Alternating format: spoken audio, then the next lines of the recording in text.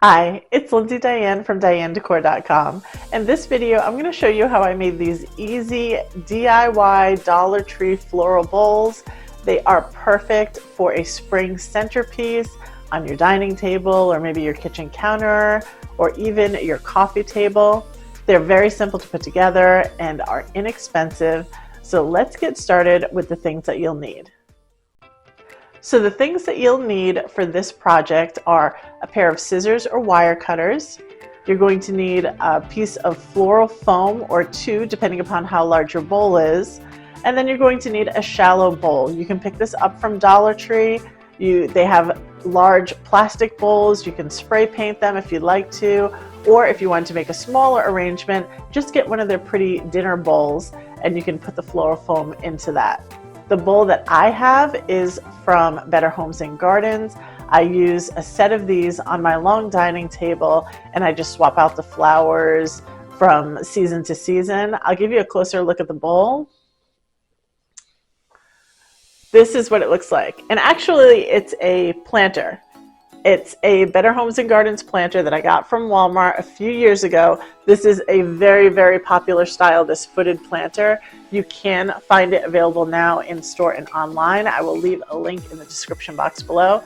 But it is very nice. It's ceramic, it's quite heavy, and it just is so pretty. It's so pretty. I want to say it's around $15 or $16, but I will leave a link in the description. But again, you can buy a bowl anywhere, or if you have one, just repurpose it for this project. The stems that I used were the hydrangeas, the pink hydrangeas, and I used 9 stems of these from Dollar Tree, and then I have my bowl filled with 2 pieces of their floral foam. And that's it. So let's jump into how I assembled this spring floral bowl. So the first thing that you're going to want to do is, of course, remove all your sticker tags from your florals and then also fan them out just a bit. For the most part, the florals at Dollar Tree come 5 heads to a stem. Sometimes they're 4, but for the most part, they're 5 heads to a stem. So before you leave the store, make sure you double check and look at, to make sure that you have all your stems, because sometimes they fall off really easily. They're not glued on there. They just kind of pop on and pop off. So make sure that you're getting your money's worth and you have 5 heads to a stem. Again, I'm using hydrangeas, but you can use pretty much any floral that you'd like. Now, the next thing that I'm going to do here is, once I fan these out, I'm going to slide the leaves all the way up to the top so that they're right underneath the flower bud itself. And this is going to help give you a greenery that's going to fill out the arrangement once you start sticking the stems into the floral foam. So your leaves will be up top because you don't really have a lot of, or really you don't want any of the stem showing. You just want this bowl to appear as though it's sort of overflowing out of the pot, and it gives it a really pretty look. Now that my flowers are ready to go, I'm just going to take my wire cutter. I have an easy cutter. I find it to be just really helpful for craft projects. You can, of course, cut them with scissors. Just make sure you have some good sharp scissors because the wire can be a little tough to cut through, but it can be done. But it's much easier on my hands to use the easy cutter. So I'm just snipping all of the stems off, and then I'm going to start by creating the outer rim of the bowl.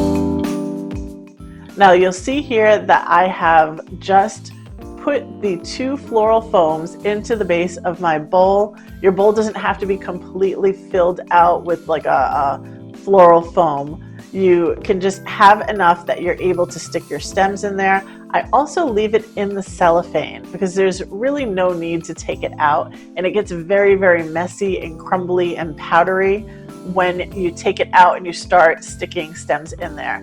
So a good hack to keep this a clean project and so that you can easily reuse that floral foam later on is to keep it right in the cellophane. You're going to be able to poke straight through it, no problem. It's just a mess-free way to do a DIY floral arrangement. So you see me here sticking the flowers at an angle so that the base line all the way around the rim is going to be covered with flowers.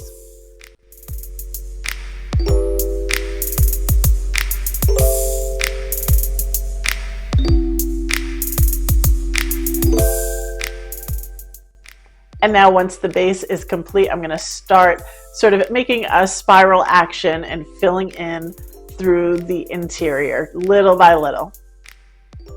Again, I bought 9 stems here and I had plenty left over to fill in the gaps later on. But right now you're just trying to get a little bit of a rounded look to the top of your arrangement.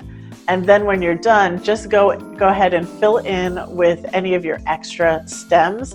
Any place where you can peek down and you see some of the floral foam in there, you want to go ahead and cover that up. So that's where you're going to look for those spots so that you can stuff in an extra floral stem here and there, because in the end you want this to be really nice and full.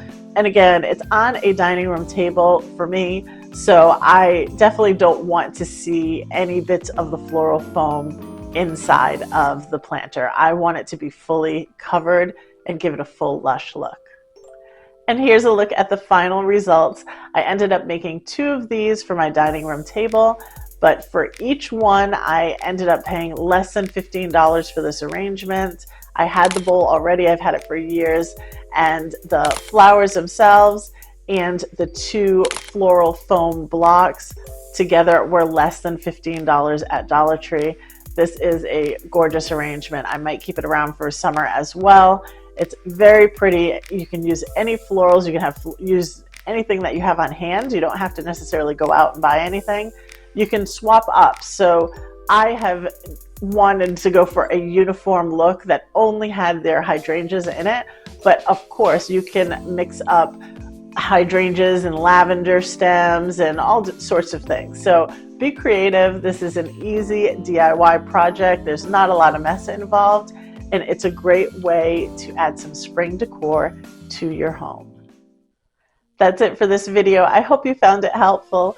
Don't forget to visit me at dianedecor.com. I'll post more of my spring DIY projects over there. And thank you so much for watching. Don't forget to like this video if you liked it and consider subscribing to my channel, and I will see you in the next one.